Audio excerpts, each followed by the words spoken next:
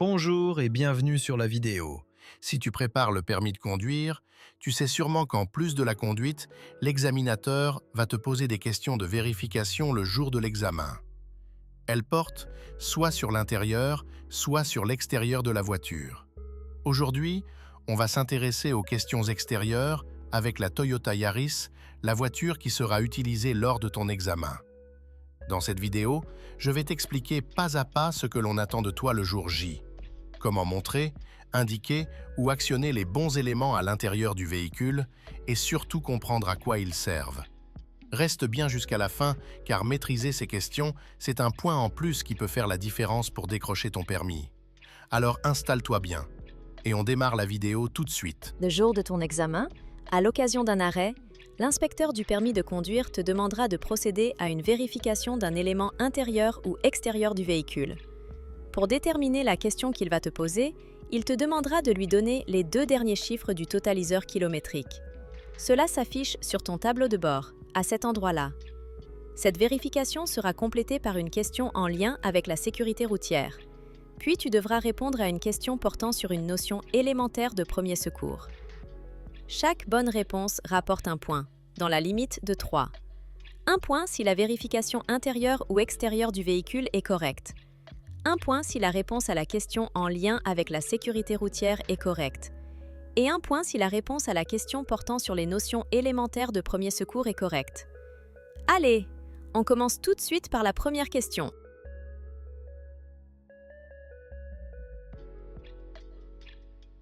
Vérifier l'état, la propreté et le fonctionnement des feux diurnes. Pour allumer ces feux, tu dois d'abord appuyer sur la pédale de frein, puis appuyer sur le bouton Power. Ensuite, tu dois positionner le sélecteur de vitesse sur la lettre D, puis le repasser sur la lettre P. Ces feux s'allument juste ici. Tu dois indiquer à l'inspecteur que ces feux sont en bon état, propres et fonctionnels. Quelle est leur utilité? Rendre le véhicule plus visible le jour. Contrôler l'état, la propreté et le fonctionnement des feux de position à l'avant et à l'arrière du véhicule. Pour allumer ces feux, tu dois tourner une fois la commande principale. Ces feux s'allument juste ici. Tu dois indiquer à l'inspecteur que ces feux sont en bon état, propres et fonctionnels. Par temps clair, à quelle distance doivent-ils être visibles? À une distance de 150 mètres. Contrôler l'état, la propreté et le fonctionnement des feux de croisement. Pour allumer ces feux, il faut tourner 2 fois la commande principale. Ces feux s'allument juste ici. Tu dois indiquer à l'inspecteur que ces feux sont en bon état, propres et fonctionnels. Quelles sont les conséquences d'un mauvais réglage de ces feux? Une mauvaise vision vers l'avant et un risque d'éblouissement des autres usagers. Contrôler l'état, la propreté et le fonctionnement des feux de route. Pour allumer ces feux, il faut d'abord allumer les feux de croisement en tournant 2 fois la commande principale, puis il faut pousser la commande des clignotants vers l'avant du véhicule.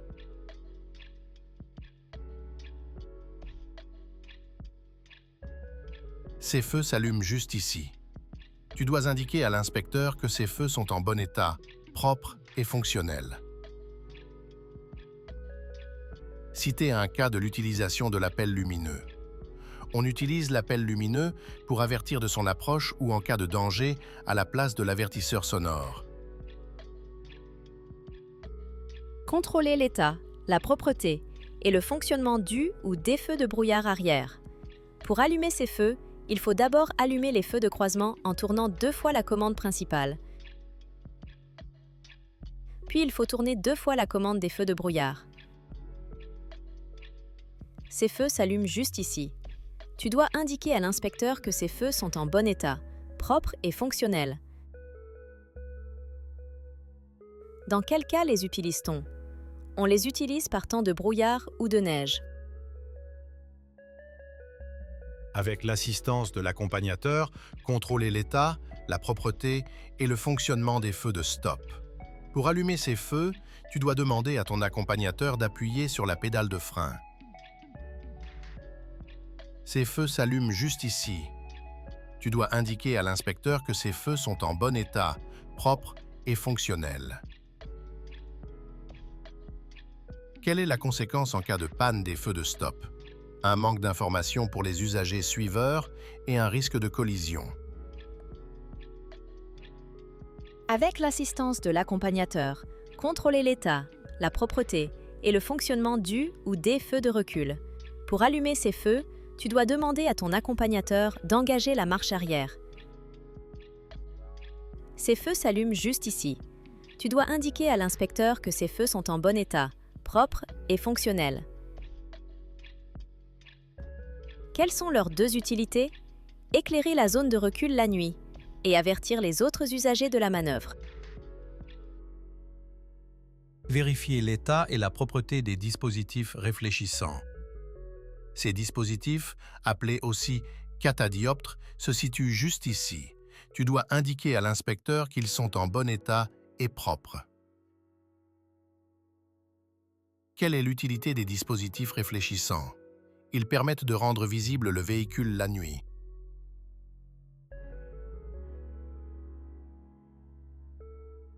Contrôler l'état, la propreté et le fonctionnement de tous les clignotants côté trottoir.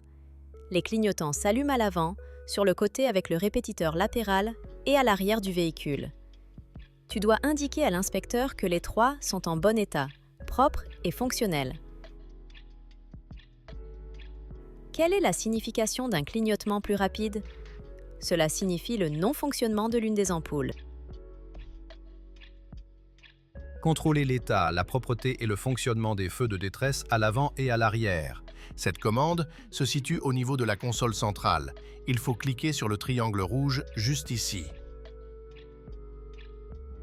Une fois à l'extérieur, tu dois indiquer à l'inspecteur que ces feux à l'avant et à l'arrière sont en bon état, propres et fonctionnels. Dans quel cas doit-on les utiliser? On les utilise en cas de panne, d'accident ou de ralentissement important.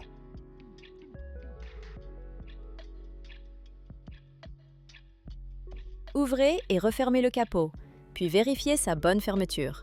Pour ouvrir le capot, il faut tout d'abord ouvrir la portière conducteur, puis tirer sur cette commande. Le capot s'entrouvre, mais le dispositif de sécurité bloque encore son ouverture. Pour le déverrouiller, au niveau du logo Toyota, il faut pousser la languette en métal avec le doigt vers la gauche.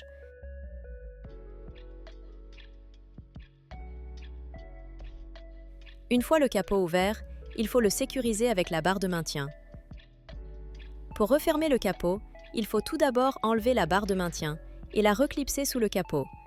Puis, il faut le descendre environ à 20 cm de la fermeture et le lâcher. En roulant, quel est le risque d'une mauvaise fermeture du capot? Un risque d'ouverture du capot pouvant entraîner un accident. Pour un capot s'ouvrant depuis l'avant du véhicule, quelle est l'utilité du dispositif de sécurité? Empêcher l'ouverture du capot en circulation en cas de mauvais verrouillage. Montrer où s'effectue le remplissage de l'huile moteur. Le remplissage de l'huile moteur s'effectue juste ici.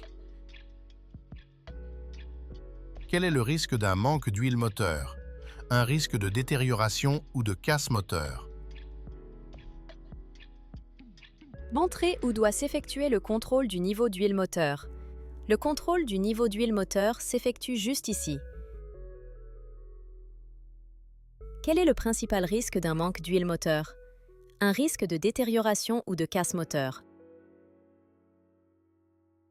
Montrer où s'effectue le remplissage du liquide de refroidissement.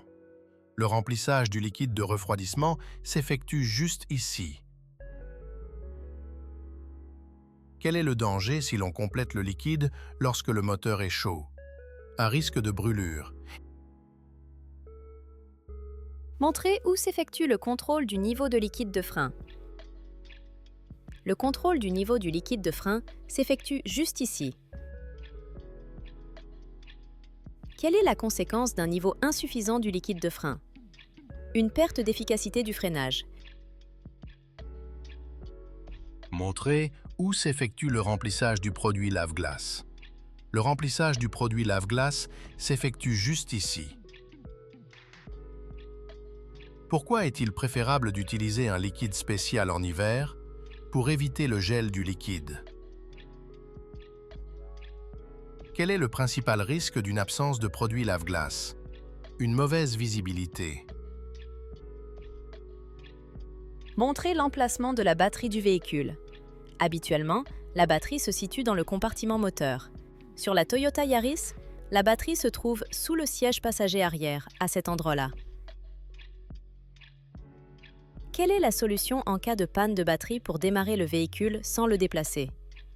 Branchez une deuxième batterie, en parallèle, le plus avec le plus, et le moins avec le moins, où il faut la remplacer. Montrez où s'effectue le changement d'une ampoule à l'avant du véhicule. Le changement d'une ampoule à l'avant du véhicule s'effectue juste ici. Quelles sont les conséquences en cas de panne d'un feu de croisement? Une mauvaise visibilité et le risque d'être confondu avec un deux roues.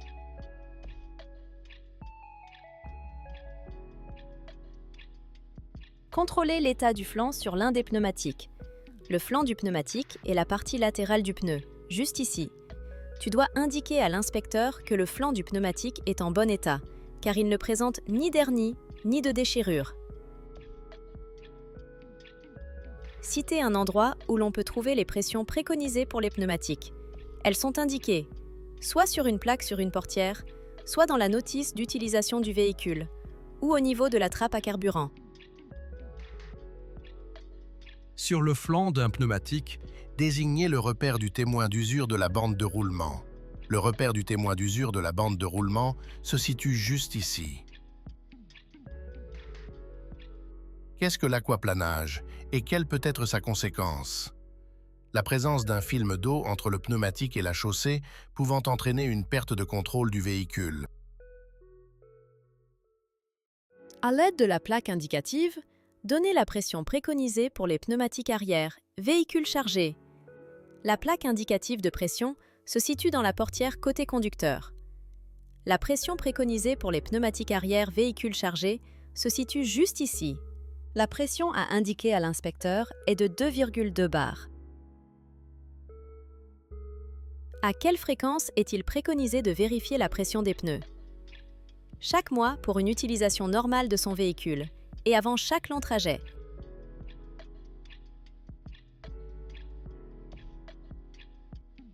Montrez où se situent les gicleurs de lave-glace avant. Les gicleurs de lave-glace avant se situent juste ici. Quelle est la principale conséquence d'un dispositif de lave-glace défaillant? Une mauvaise visibilité due à l'impossibilité de nettoyer le pare-brise. Contrôlez l'état de tous les balais d'essuie-glace du véhicule. Tu dois soulever chaque balai d'essuie-glace à l'avant et à l'arrière du véhicule et indiquer à l'inspecteur qu'ils sont en bon état. Quel est le risque de circuler avec des balais d'essuie-glace défectueux? D'avoir une mauvaise visibilité en cas d'intempérie.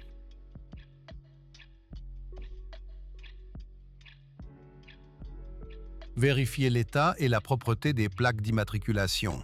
Tu dois indiquer à l'inspecteur que les plaques d'immatriculation à l'avant et à l'arrière sont en bon état et propres. Quelles sont les précautions à prendre en cas d'installation de porte-vélo? La plaque d'immatriculation et les feux doivent être visibles. Vérifiez le fonctionnement de l'éclairage de la plaque d'immatriculation à l'arrière. Pour allumer l'éclairage de la plaque, tu dois au minimum allumer les feux de position en tournant une fois la commande principale. Une fois à l'extérieur, l'éclairage de la plaque d'immatriculation à l'arrière se situe juste ici. Tu dois indiquer à l'inspecteur que les deux fonctionnent correctement. Un défaut d'éclairage de la plaque lors du contrôle technique entraîne-t-il une contre-visite? Oui.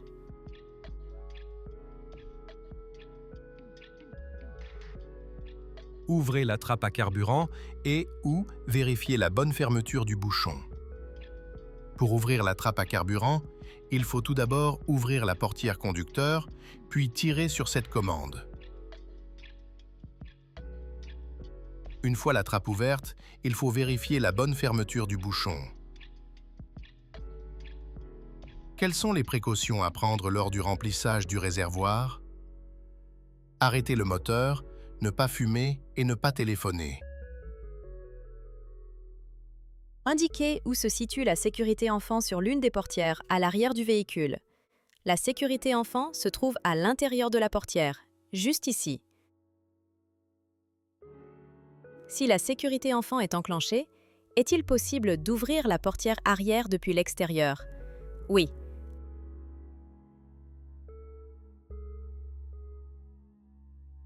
Ouvrez et refermez le coffre, puis vérifiez sa bonne fermeture.